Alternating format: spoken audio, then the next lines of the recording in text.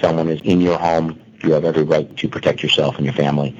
And I encourage people to do that because I can't have a deputy out in front of everybody's house 24 hours a day, 7 days a week, protecting every house. And I think most reasonable people are going to agree with that. As a responsible person with growing concerns for your privacy and personal liberty, you want to know where we're headed and what you can do about it. We ask the experts what you need to do to take prudent and responsible action to safeguard your family's wealth and well-being, and what basic first steps will help you to be aware and prepared. ReluctantPreppers.com. Now, in addition to these individual measures that each person can take for their personal safety or their family safety when they're out, there's also other types of upsets that can happen. Natural disasters can happen. And part of the focus of our channel is about readiness for whatever might come. Recently, your county, Wood County, was one of the few counties in the country that was affected by a nationally publicized disaster in the domestic water supply was tainted and declared unfit to drink in the Toledo and surrounding areas, which affected up to, some estimates say, 500,000 people for a period of days. If you can tell some specific awarenesses that were gained from that experience, and in general, what types of preventative or precautionary measures you recommend people should take to make sure that their family is going to be able to take care of what they need in times of disaster? Absolutely. Well, one of the fortunate things that happened for us in Wood County, we have several different water sources. We have, first of all, many people like myself who are on well water, so I was unaffected. And geographically, the largest part of our county is served by a different water system than the one coming from Toledo that gets its water out of the Maumee River, and they did not have any issues. Their water was good to go. The other thing that, so the area that was affected was the northern part of our county that borders Lucas County, which is where Toledo is. So some of our cities were affected, but we found out that many of them cut themselves off of the Toledo supply because from the time they do their testing, those microbes had not made it into Wood County, so they were able to cut themselves off. And there are talks now that they're looking into putting an interconnect between the water system that gets the water out of the river and the system that is tied into the Toledo system, putting a connection in there that could temporarily open if there were a problem in the future. Let's say one water plant is down for some reason, they could hook in to the other system and maybe on a short term feed both. There are a lot of challenges in doing that because now you're potentially mixing two different water systems together, so there will be some challenges. But I really think one of the positive things that will happen is they will resolve those issues so that we can turn off from one system and have the people get the water from another. But what you and I can do, we should have bottled water in our homes to have drinking water regardless. I mean, it's a sign that things can happen, whether there's a major water break or again, this situation with the unfit water from Toledo. Things happen. So certainly having bottled water stashed away, and you're going to know better than I do on the shelf life, but I know the shelf life is quite long for water when it's in a dark area, as long as light is not shining on it. So strongly recommend you get water because as long as you can drink, you're okay. Because certainly no matter how bad the water is, you can use it to flush your toilets. And certainly it would take a lot before we would not be able to bathe in the water. So drinking water, we can go, and we don't have to bathe, do we? We like it when our family members and friends bathe, but whether we like it or not, we have to drink water. So having some water stored in the home is certainly a very wise, prudent thing to do for many reasons. Besides natural disasters, you're also an expert on people getting registered for sexual predator alerts. Another way that people want to keep their families safe is from other types of harm, which can come from human causes as well, not just natural causes. So can you tell us a little bit about why this is important and what specific steps, how people can partner with their sheriff in that regard? Absolutely. I'm a firm believer not only with the sexual offenders, but many other things in our lives. Knowledge is power, and I think that's certainly something that you talk about in part of the preparedness is knowing what is going on, and we try to make it as easy as we can when it comes to the people that we register. One of the duties of an Ohio sheriff is to register and keep track of our sex offenders. We started several years ago the ability to get email notifications for anyone we register in my office or any office in the state of Ohio, any sheriff's office in the state of Ohio. We have to register the sex offenders based on what county they live in, where they live, work, or go to school. So basically, you could have one person that might have to register with 3 counties if they live in one county, work in the other county, and go to school in the third county. And that does happen because some of people who live relatively close or do business or go to school where the counties are close together, maybe in a corner of an area where you're close to multiple counties. So with this email notification, when we sign them up, and our deputy has all the information of what they were charged with, what tier they are, we have their picture. So when he registers them into the Attorney General's website, because all this stuff goes filtered through the Ohio Attorney General's office, you will get instantly. My understanding is it's virtually the same time he sends it into the AG's office. At that point, it gets emailed out to our email list based on a radius that people put in when they sign up. You can put in, I just want to know people that are a quarter mile away from me, a half mile away, a mile away, or maybe even living in a rural area, and they want to know 2 miles away. You will get an email showing you a map where you live or where the address is that you put in, because it doesn't have to be your home. It could be the address of a daycare. It could be your babysitter. It could be a relative that you put in their address. And so you can now see where your address is and where the sex offender is living. You will get a picture of the sex offender. You will find out what tier they are. You will find out what the original crime was that they committed. And this is very helpful, especially what the original crime was. And let me explain a example of someone you are going to want to be concerned about, and someone that maybe is no more of a risk than anyone else. Yeah, please.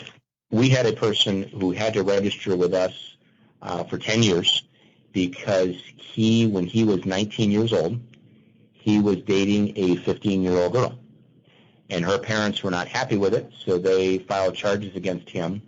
And that was because of the age difference at that point. Again, her being 15, him being 19, that was an offense, and thereby requiring him for 10 years to register with us.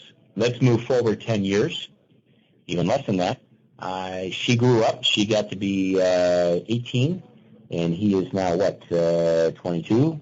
They get married. They now have 3 children. They live in a subdivision. They work. If they live next door to me, I would have no issues or concerns, because he is now, 10 years later, he's 29. She's 25.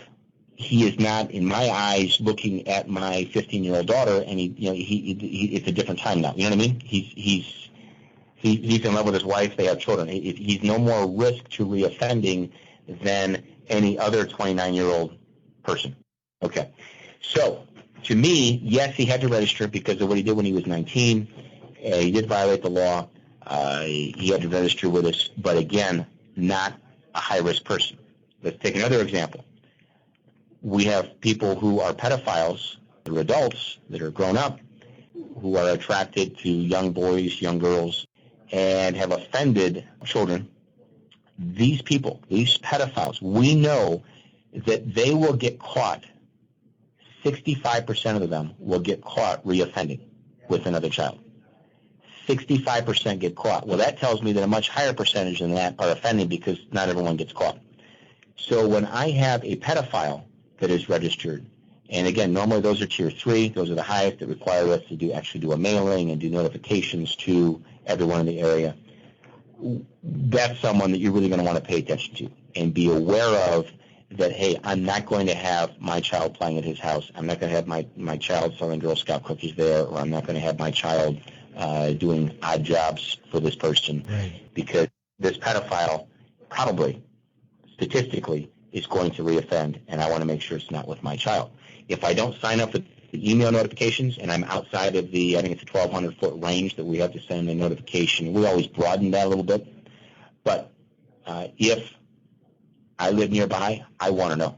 That's something that is really, really important for me to know this person, because it's extremely likely they're going to offend again. The email notifications are free.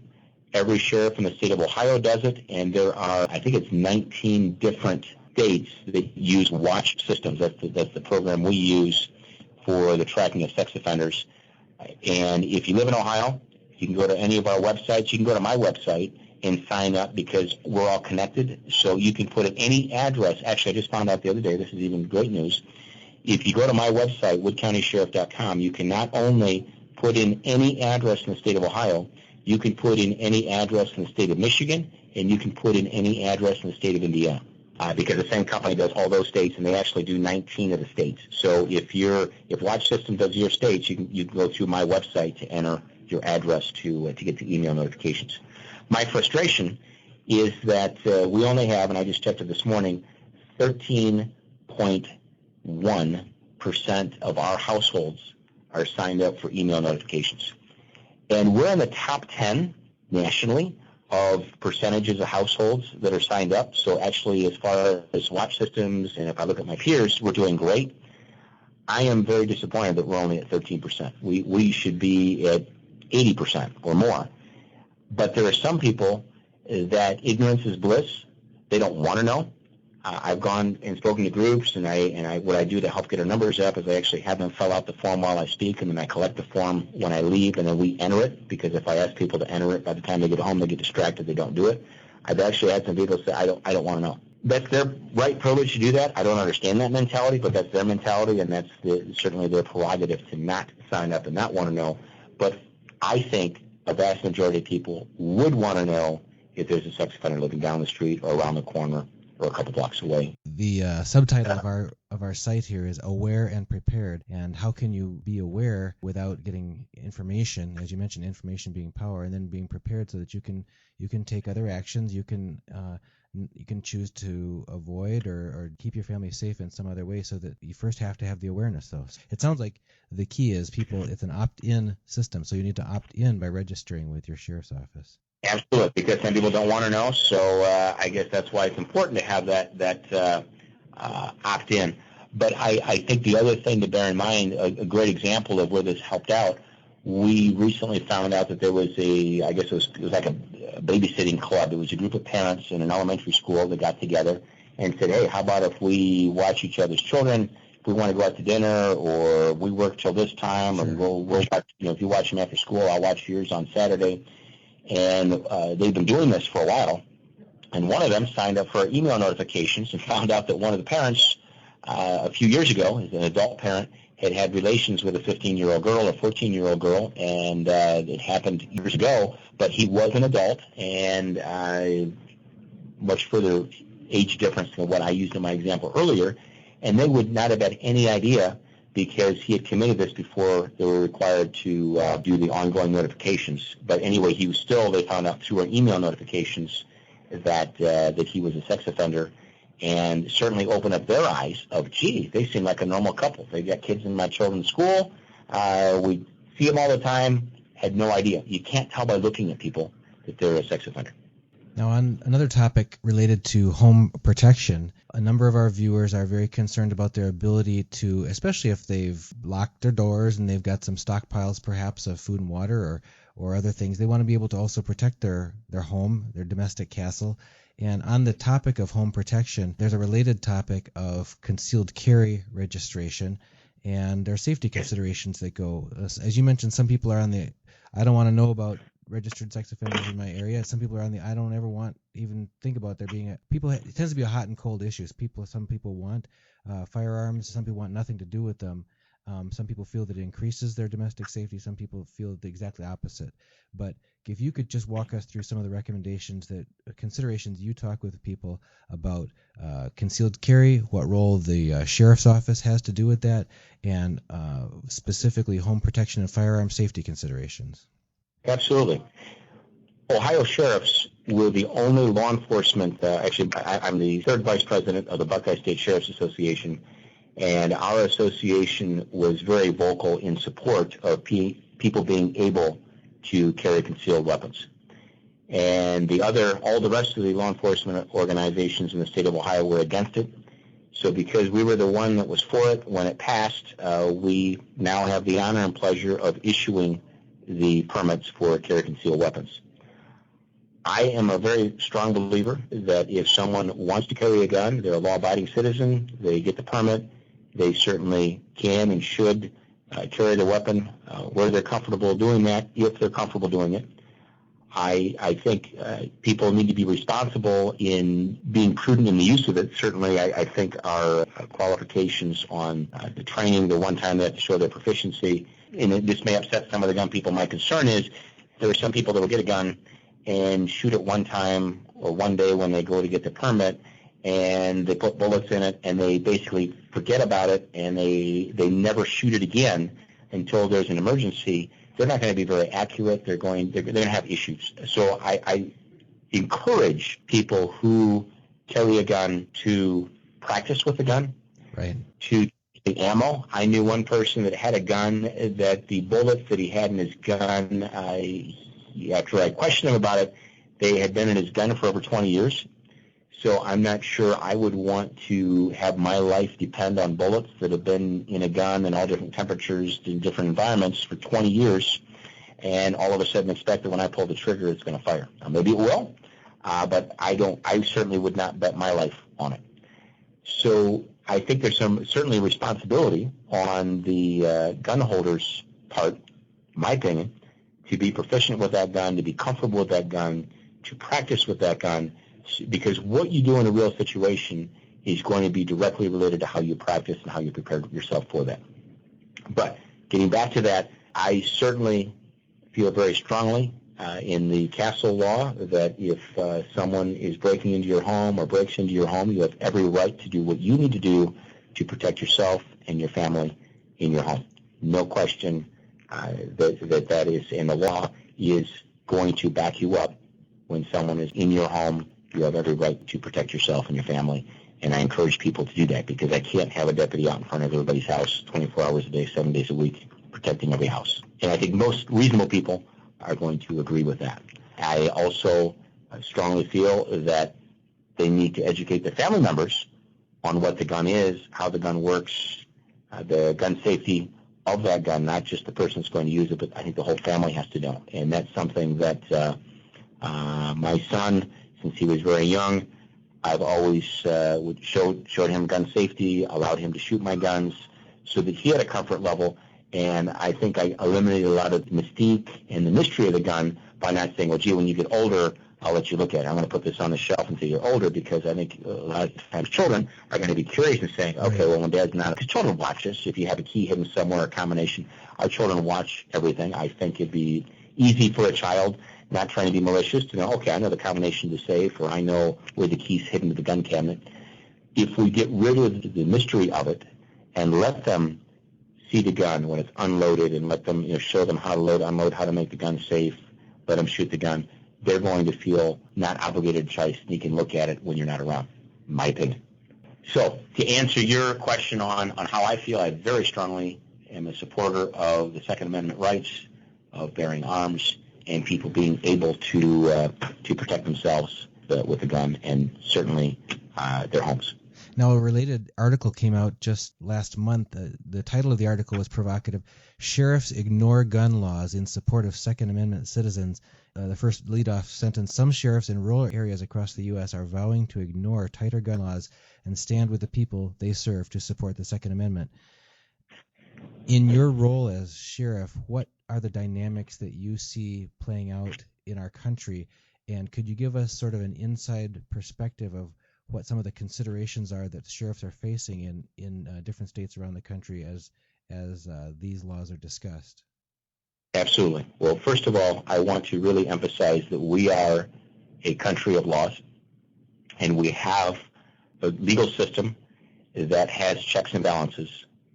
And I have taken an oath to uphold the laws of the state of Ohio and uphold the Constitution. So someone's going to come back and say, oh, wait a minute, we have this law now that maybe is going to say it's unconstitutional to have this type of a gun or to do whatever. That my job as the sheriff is not to interpret law. It is not my place to sit there and say, well, I agree with this law, I don't agree with that law. We have a court system that if someone doesn't agree with the law, then we need to go through the legal process and appeal those laws, fight those laws. But I have to enforce the laws. And let me give you an example.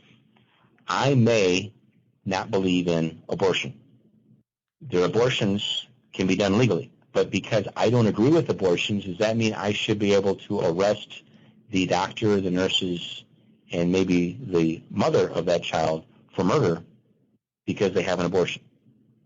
The answer is no. I can't go do that. I wouldn't be sheriff very long if I decided to put it on myself that I'm going to start arresting doctors that are legally, based on the laws, committing that, even though I morally, religiously, and personally feel that that's murder. I can't, because our society is saying that it's okay to do these abortions. And again, that's an extreme example, but let's do the same thing with the guns. Or any other law, if I sit there and say, well, I have a different interpretation of this law, so I'm not going to enforce this, but I'm going to enforce that, we're going to get into a lot of problems. We live in the best country in the world. We may not agree, and I certainly don't agree with all the politics that we have, and I don't agree with all the laws, but it's not my place, nor is it any other sheriff's place, to start picking and choosing how they're going to enforce one law or not enforce the other. I will certainly be outspoken, both publicly and privately, about gun laws and all the different restrictions that may be out there. But we had laws when Bill Clinton was in office that eliminated a lot of our AR-15s and different weapons, and that expired, and then they were allowed again. Well, I don't remember people not enforcing that law when Bill Clinton was president. Didn't agree with it. I didn't like it, but it was law. Sounds like your overall approach, though, is that people should speak out and be aware and exercise their democratic rights as citizens to oppose any laws that they believe to be unfair, unjust, or wrong against the Constitution, that sort of thing, but to do it through the channels that are available. And your role as sheriff is the same, is to uphold the laws that exist. Yeah, and I will be and have been very outspoken for gun rights, but I also have a job to do, and that is to enforce the laws, whether I agree with them, whether I like them or don't like them. There are ways to do that, and that is to pay attention on who you elect. Who do you elect as a judge? Our judges, certainly on the local level, state level, Supreme Court, are elected. Now, I understand the federal judges are appointed, and that's why we had to pay attention to who we elect as our president, right, because they're the ones that are going to appoint those judges. So let's not put it on the sheriff, or let's not put it on whoever. Let's pay attention to who we elect in the White House. And maybe we like, some people vote for the president because they like all the social programs and like all the, hey, we're going to have all this, he's going to give us this and give us health care, give us all those things, like it or not, what have you. But more importantly, where is he at philosophically? What type of person is he going to put in there as judge? So if we don't like what the federal judges are doing, then we need to really pay attention 2 years from now when we have new people running for president, and not only maybe vote for whoever we like that is running for that office, but maybe even sending a few dollars. And believe me, I have talked to candidates that are running for a national office. Those $20 donations make a big difference. That $20 adds up and helps them in that campaign. And that's actually one of the things that President Obama did. He did a really grassroots where people were able to tweet in or however use their smartphones to make donations to his campaign. Very smart. I mean, that was you have to give the guy credit on how he ran both his campaigns, and he won both times. So do we sit there and say, gee, this guy shouldn't be president? He should, I was at a function the other day yesterday, as a matter of fact, and said, we ought to impeach the president. Well, why? He did what he said he was going to do. What has he done as president that he didn't tell us ahead of time he wasn't going to do? And he overwhelmingly got, he certainly won. It wasn't as close as it was with Bush and Gore. He won by a big enough margin that this is what the people voted. So that's what we have. And we are, again, a country of laws. And the nice thing is we're going to have an opportunity in 2 years to elect someone that perhaps will be much more open to Second Amendment rights. Speaking of the power of electronic age, what about cybersecurity? As people, you mentioned, Facebook or other things can be influential in terms of getting things done socially. What are other ways that people need to make sure that they're keeping themselves and their families safe online?